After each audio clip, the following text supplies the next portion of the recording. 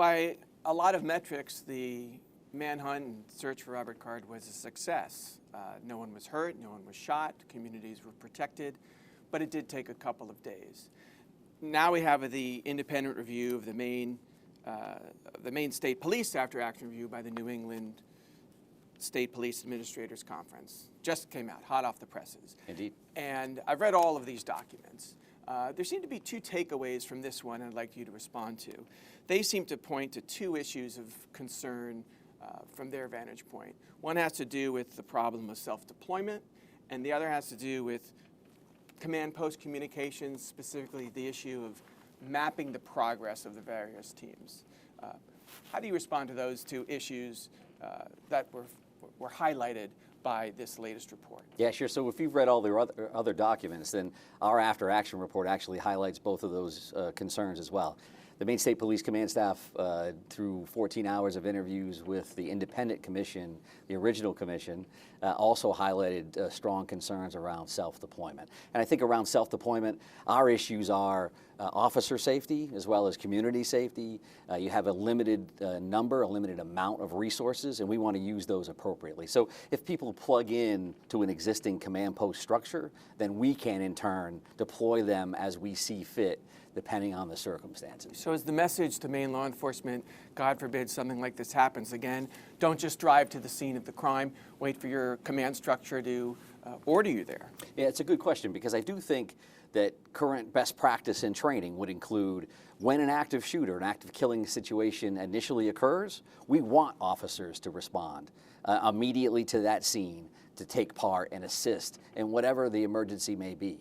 However, there's a time when that transitions over to an incident command system, which this one did very quickly. Once that occurs, then deployment should go through the command post. All the time, all the interviews, all the hearings, all the briefings that you've been a part of this past year since October 25th, is there anything else, as you've reflected on the law enforcement response, that you would have done differently or think could have been improved?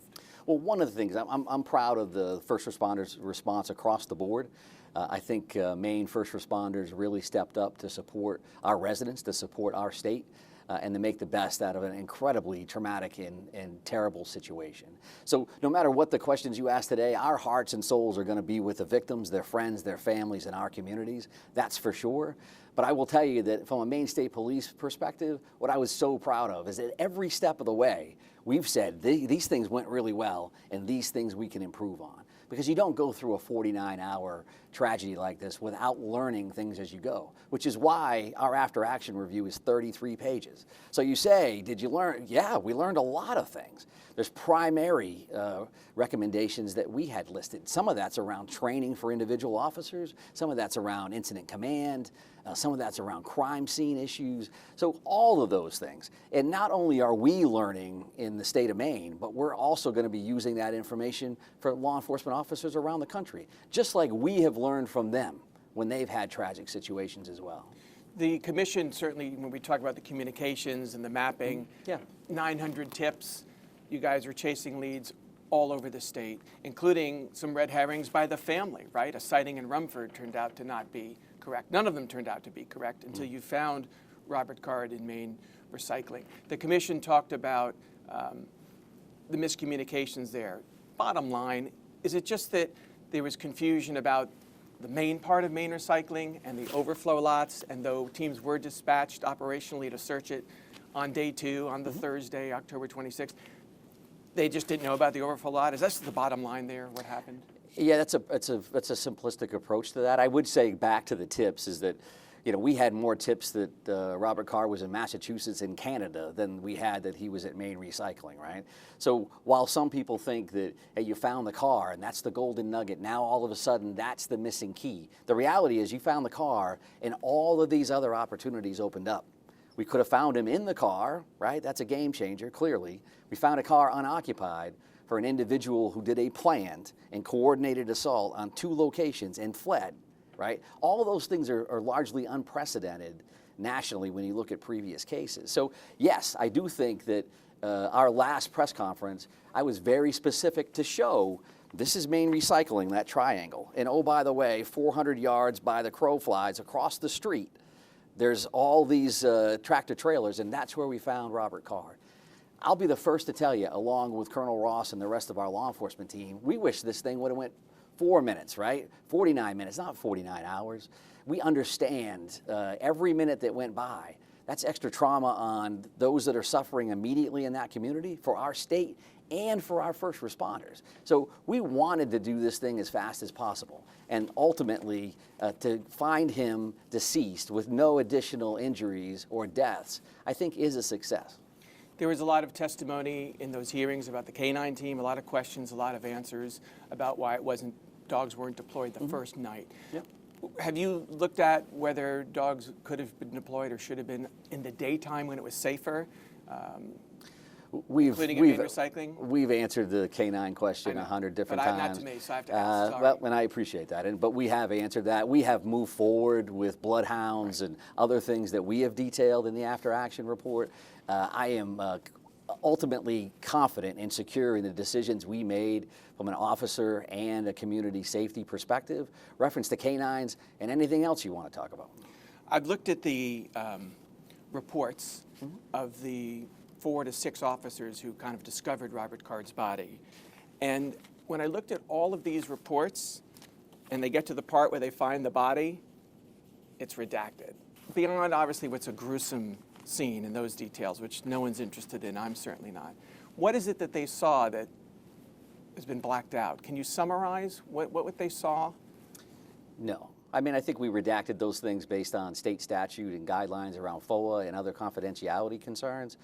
So decisions that were made about what we're going to redact and what we didn't redact, of the thousands of pages that we put out, what I will tell you is that from a transparency perspective, the Department of Public Safety and the Maine State Police had a website up within a week where we were loading actively real-time information and documents that we thought the public would want to know.